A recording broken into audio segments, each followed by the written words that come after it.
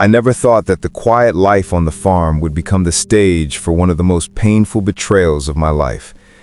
When I tell this story now, I can almost smell the fresh-cut hay and hear the distant lowing of the cows, as if time itself hasn't moved at all.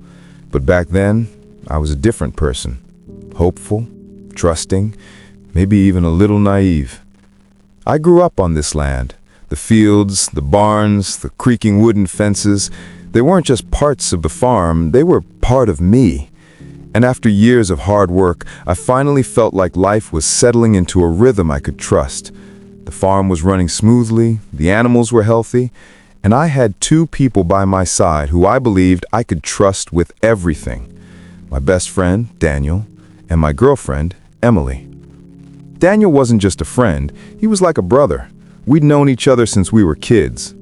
He was the kind of guy you could rely on when a storm blew the roof off the chicken coop or when you had to lift hay bales in the middle of a scorching summer day. Emily, on the other hand, was the light in my life, the one who made the long days feel shorter and the cold nights warmer. Together, the three of us made a strange but perfect little team on the farm. I used to think there was nothing better than the evenings we spent on the porch after a long day. The cicadas would sing their endless song, the stars would spread across the sky like spilled sugar, and the three of us would sit there, laughing about the smallest, dumbest things. Those nights felt unbreakable, as if we were carved into eternity. But I've learned that sometimes the things you think are strongest are the easiest to shatter. Life on the farm is demanding, and every day comes with its challenges. There were mornings when the cows got loose and we'd run across the fields, chasing them before they reached the neighbors' crops. Daniel would always make a joke out of it, shouting something ridiculous like, "Guess we're training for the Olympics today." And Emily would laugh, her voice carrying across the fields like a melody that somehow made the chaos feel worth it. In those moments, I couldn't imagine anything going wrong, but looking back, I realized that's when the cracks first started to show. Subtle, almost invisible. It began with small things. I'd noticed that Daniel and Emily shared looks I couldn't quite read. I brushed it off as nothing. They were my two favorite people after all. Why wouldn't they get along? But sometimes I'd catch Daniel's gaze lingering on her a second too long, or Emily smiling at one of his jokes in a way that felt different, unique, special. Of course, I ignored it. Love and trust can blind you to things you don't want to see. One evening, after we had finished repairing a broken fence, I went inside to wash up while Daniel and Emily stayed outside. The sun was sinking behind the horizon, painting the sky in streaks of orange and purple. I remember pausing at the window, watching them for a moment. They were talking, nothing unusual, but the way Emily leaned in, the way Daniel's eyes softened, something twisted in my stomach. I shook it off, told myself I was overthinking, that I was tired. But the truth is, a seed of doubt had been planted, and once it's there, it grows in silence. Weeks passed. Life went on. But I started to notice more.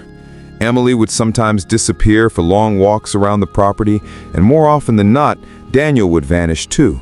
When I asked, they always had some explanation, checking on the sheep, fetching tools, walking off the stress of the day, and I wanted to believe them. God, I needed to believe them. But late at night, when I lay awake in the quiet farmhouse, I'd replay the little details in my mind, the laughter that seemed too intimate, the silences that seemed too heavy, the way Emily sometimes avoided my eyes when I asked simple questions. I told myself it was just paranoia, that life on the farm was hard and stress was making me imagine things that weren't there. But deep down, I think I already knew. I just didn't have the courage to admit it to myself. One particular night sticks in my memory like a thorn. It was midsummer, the kind of evening where the air is heavy with the scent of cut grass and warm soil. We'd all been working since dawn, fixing a broken irrigation line that nearly dried out half the field. Exhausted, sweaty, but proud, we collapsed on the porch together. Daniel cracked open a couple of beers, and Emily brought out a plate of fresh cornbread that she had baked that morning. We sat there, the three of us, watching the fireflies blink across the field like tiny lanterns. Daniel told one of his ridiculous stories from when we were kids, how we once got chased by a bull because we thought it would be a good idea to wave red rags at it. Emily laughed so hard she nearly spilled her drink. And then for just a moment, their eyes met, and it was like the world fell silent around them. I saw it, I felt it, and my heart sunk. I wanted to say something, to call it out, to demand answers, but instead, I just smiled and forced myself to laugh along, because the truth is, I wasn't ready to face it. Not yet. Looking back now, I realized that was the beginning of the end. The signs were all there, painted across every day like warnings I refused to see. And if I had listened to that little voice inside me, maybe I would have been prepared for what was coming. But I didn't. I let myself believe in the illusion. And that illusion was about to shatter in the most painful way imaginable. The weeks that followed were like walking through a fog. I tried to carry on as usual, feeding the animals, repairing the fences, working the fields, but somewhere deep inside, I felt like I was just going through the motions. The farm had always been a place of certainty, a place where hard work equaled results, but now it felt like the ground itself was shifting beneath my feet. Daniel still showed up every morning with that easy smile, carrying his usual jokes about how I worked him too hard. Emily still kissed me on the cheek before heading out to gather eggs or check the vegetable garden. From the outside, nothing had changed, but on the inside, everything was different. I had started noticing the gaps, the little times when I couldn't account for where they both were. The way their conversations would suddenly stop when I walked into the barn. The quick, nervous laughs they would exchange, as if covering something up. And still, I fought with myself. They wouldn't do this to me, I kept thinking. Daniel is my brother. Emily loves me. I'm just tired, stressed, imagining things. But the more I told myself those lies, the heavier they became. One afternoon, I remember fixing the old tractor behind the barn. My hands were black with grease, my shirt drenched in sweat, when I heard laughter. Emily's laughter. It was light, melodic, but followed by Daniel's deeper chuckle. Something in the sound froze me. It wasn't the laughter itself, but the way it carried, the closeness in it. I set down the wrench and walked toward the sound. They were on the far side of the barn, out of sight. As I got closer, their voices grew quieter. And then I heard Emily say softly, "What if he finds out?" My heart stopped. Daniel's answer came after a pause, low and reassuring. "He won't. He trusts us. Just act normal." I didn't move. I didn't breathe. It was as if the entire farm had gone silent, leaving only their words echoing in my head. I could have stepped around the corner right then, confronted them, ended it. But I couldn't. My body refused to move. Instead, I turned back to the tractor and sat there, staring at nothing. The wrench slipped from my hands. The truth I had been avoiding was now undeniable. That night, lying in bed, I felt like my chest was being crushed. Emily lay beside me, pretending to be asleep, her breathing slow and even. I stared at the ceiling, listening to the creaks of the old farmhouse, and wondered how long it had been happening. How many nights had she whispered to him instead of me? How many times had Daniel, my brother and everything but blood, looked me in the eye and lied? I wanted to scream. I wanted to shake her awake and demand answers, but instead I just lay there, trapped in a silence that felt louder than any storm. The next morning, I looked at her differently. Every smile seemed forced, every word rehearsed, and when Daniel arrived, cheerful as ever, I found myself watching him too, studying his expressions, the way his eyes flickered toward Emily when he thought I wasn't looking. The farm was still the same, Cows mooing, chickens clucking, fields stretching endlessly toward the horizon. But for me, everything had changed. The place that once felt safe now felt poisoned. Days passed like this, each one heavier than the last. And then came the breaking point. It was late in the afternoon, the sun dipping low, painting the sky in hues of gold and pink. I had gone to fetch a tool from the shed near the far edge of the property. The path took me past the old hayloft, a place we rarely used anymore. As I walked by, I heard voices, muffled but familiar. My heart pounded as I climbed the wooden steps as quietly as I could. When I reached the top, I froze. Through a crack in the boards, I saw them, Emily and Daniel. They weren't talking about farm work, they weren't fixing anything. They were close. Too close. Emily's hand rested on his arm, her face tilted toward his in a way that needed no explanation. And Daniel's eyes held the kind of softness I thought he only reserved for me, for our shared history, our brotherhood. The world seemed to tilt beneath me. My vision blurred, my breath caught in my throat. It was like watching everything I believed in collapse right before my eyes. I didn't confront them. Not yet. I stumbled back down the stairs, my boots heavy on the wood, and walked away before they noticed me. My chest burned. My stomach twisted. It was real. All of it. The doubts, the late nights, the laughter. I wasn't imagining it. That evening, I tried to act normal. I tried to sit at the table, eat dinner, and listen to their small talk, but every bite turned to ash in my mouth. I could barely look at them without feeling sick. Emily reached for my hand once, her fingers brushing mine gently.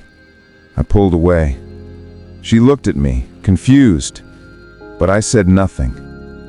Daniel, sitting across from me, avoided my eyes completely.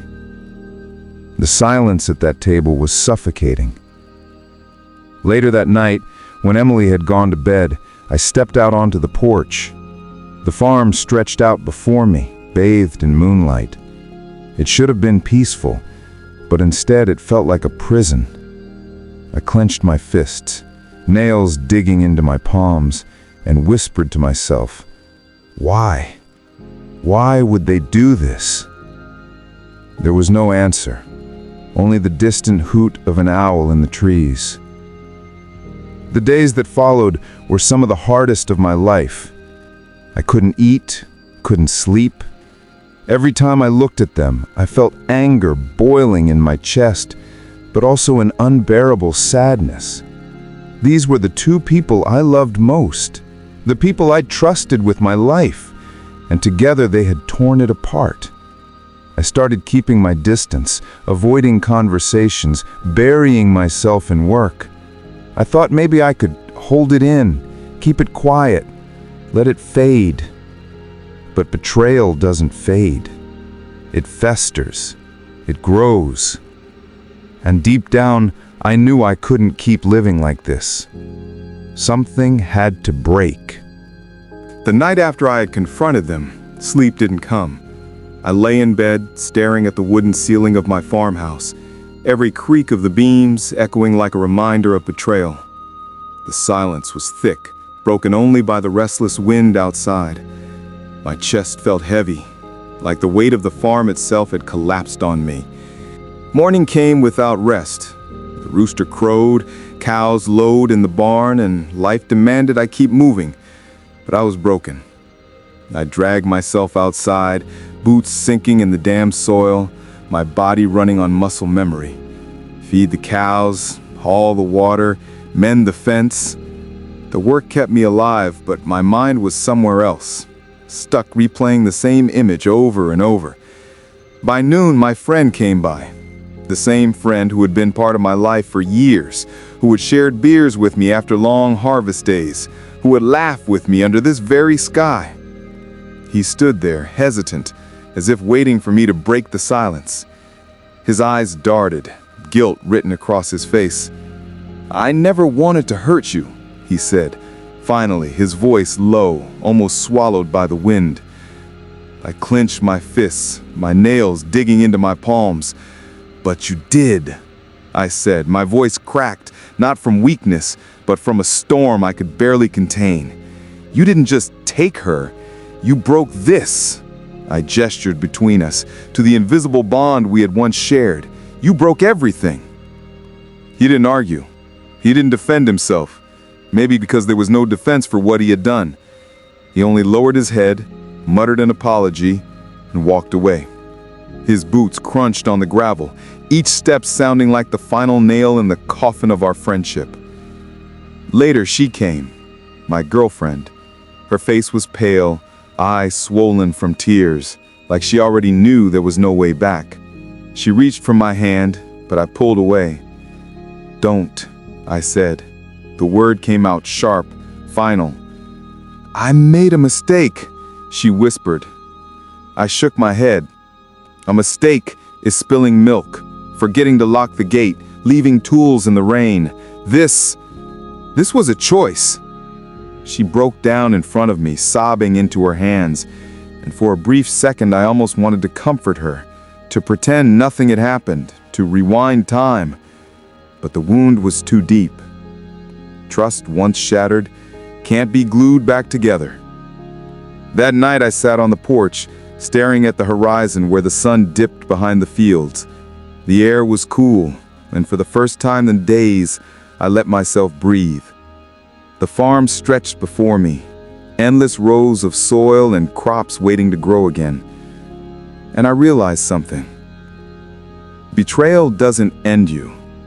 It wounds you, it carves into your soul, but it also teaches you. It strips away illusions and shows you who truly belongs in your life. My friend and my girlfriend, they had shown me their truth. And now it was time for me to choose mine. I chose to stand up, to keep working, to keep building. Not for them, not even for revenge, but for myself, for the farm, for the life I wanted, with or without anyone else. The pain didn't vanish that night, nor the next. It still lingers, like an old scar you sometimes feel when the weather changes. But scars remind you that you survived. And I did. Thanks for watching. Don't miss the next story.